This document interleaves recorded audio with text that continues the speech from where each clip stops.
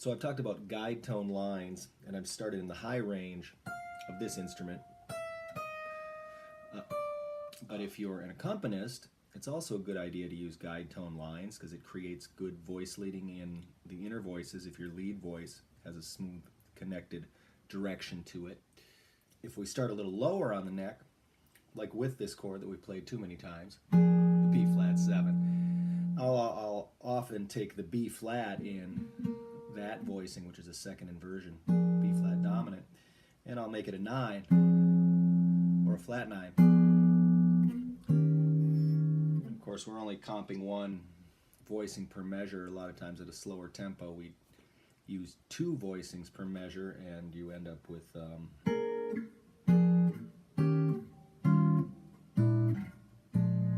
longer line that you'd probably have to change direction sooner if we were playing half notes. But we'll keep with just one voicing per measure and try to create a guide tone line. And so we'll start with that 7th chord, which you could make a 9th chord if you wanted, going to the E flat 7 with a 3rd on top, staying there for the B flat 13, and then the B flat 7 flat 13, and then the E flat 9 with the 9 in the lead, and then the E diminished with the E in the lead. Remember, here's our root position, E diminished, and of course all diminished inversions look the same. And B flat 7 sharp 11, staying on that same note, then going down a half step to G7 flat 13, flat 13 on top, could also be called the sharp 5, C minor 9 with the 9 on top, F7 flat 13, same thing, and then the B flat 9. And then just so we can continue down, we'll go F7 flat 5, open string, and there's your B flat. So it's very chromatic. It's either chromatic or repeating the same note.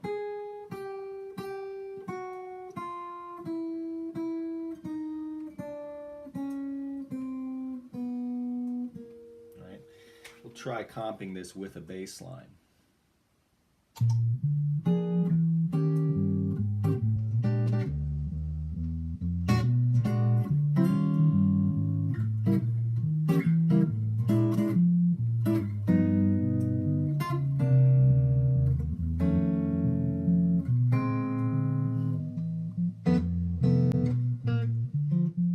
So nice descending line there. One thing that I'm being a little redundant with is playing bass notes at the bottom of these voicings, with the exception of that first voicing, which was a second inversion, with the 5th in the bass. All these voicings have the root in the bass, which is generally how people comp. But of course, if you just leave your thumb out of that, you won't get in the bass player's way, and so you can do that. I modified a couple voicings just so I could use some hipper 3-note voicings, but for the most part, all I've done is taken the bass note out of that. The first 2 voicings, though, I decided to use this 9 that I mentioned we could use, but then leaving the 5th out. Right, and so 3-note voicings, ideally, you've got the 3rd and the 7th of the chord, which define it well, or if it's a 6th chord, the 3rd and the 6th. But usually the 3rd and the 7th, and then one color note. If the color note is the lead voice, that's easy. If the color note is not the lead voice, if the 3rd or the 7th are the lead voice, you can add the color below it, especially on a voicing on strings 2, 3, and 4. Like this first B flat 9 voicing. There's the B flat. There's how that sounds. Hard to play the root with this chord. Then the next chord, E flat 13, I've got the 13 as the lowest note. 13, flat 7, and 3.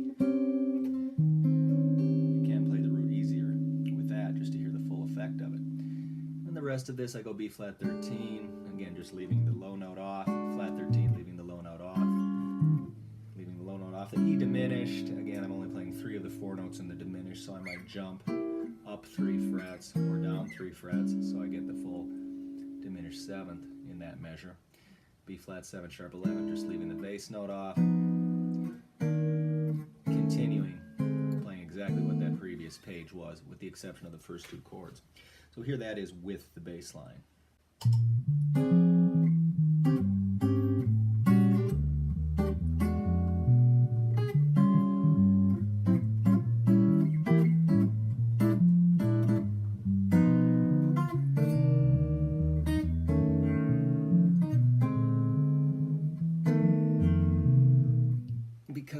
use slightly hipper voicings. I'm going to change the guide tone a little bit so I can use some voicings that have the 3rd or the 7th in the lead, and I can put color note in between, 6th or the 9th usually, or some altered tone. The first 2 chords will stay the same, and then I'm kind of handcuffed, so I stay the same until measure 7. When I'm back to the 1 chord from the 4 chord, or the sharp 4 diminished chord. And that voicing is 7, flat 7, 9, and 3. And then I leap up to a not very smooth voice leading there, but G7 flat 9, and then go to a C minor 9 voicing that's a flat 7, 9, and flat 3. So from the G7 flat 9, which is flat 9, 3, and flat 7, C minor 9, flat 7, 9, and flat 3, F7 flat 13. Just lower those 2 fingers, leaving the top note the same, and you've got the 3rd, the sharp 5, or the flat 13, and the flat 7. And then you could probably go to that same B flat 9 that I played previously, but instead you could go to B flat 13. Or you could flip-flop, measure 7 and measure 11 in the 12-bar blues, because there's 2 different ways to get the 3rd on top there. Here it is with the bass line.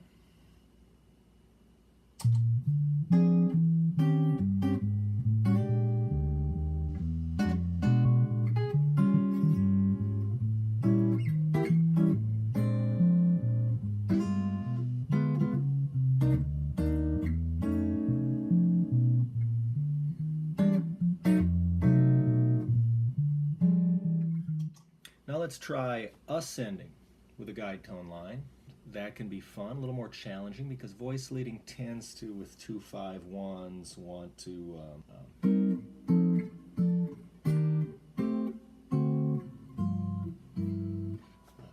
descend as you alternate voicings.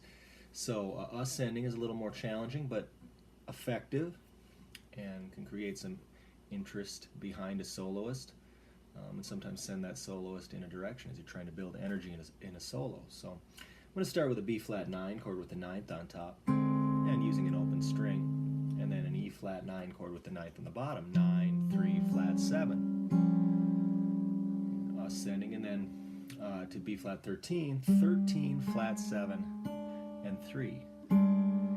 And then B flat 7, sharp 11, and that's the top of a typical voicing for that chord, with the sharp 11 on top, and then to our E flat 9 that we've played before.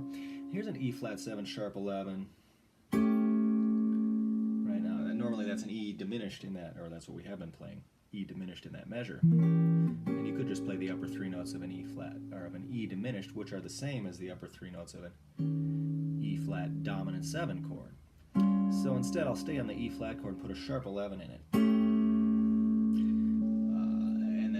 Back to a B flat 9 with the 9 in the bass and the 3 and the flat 7 in the lead. Then I'm going to go to a G7 with a sharp 9, and then stay on that note for a C minor 11. I'm going to turn the line around, because I know this is a smooth 2-5, plus I've gotten a little high on the neck, so now I'm going to descend to F7 flat 9, and then go to a 7th on top for B flat 7, but put a 13 right next to it.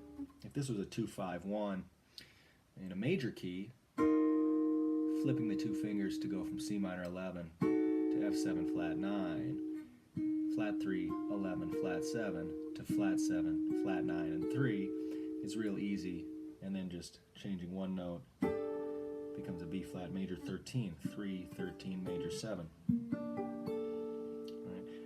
A little more dissonant is when it's dominant in the blues. You get the dissonance between the flat 7 and the 13, and the 3rd underneath it. If I put a B flat underneath it,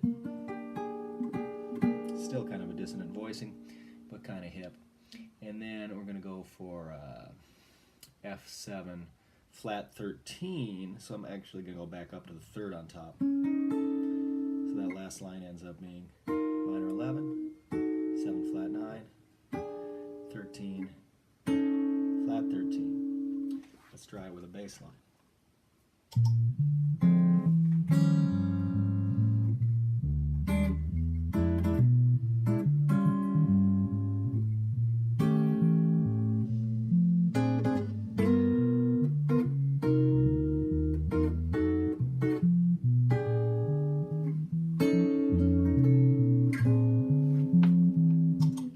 Resolves with the exact same voicing. Flat 13, flat 7, and 3 of F resolves down a half step to the 9, the 3, and the flat 7 of B flat. Isn't that fun?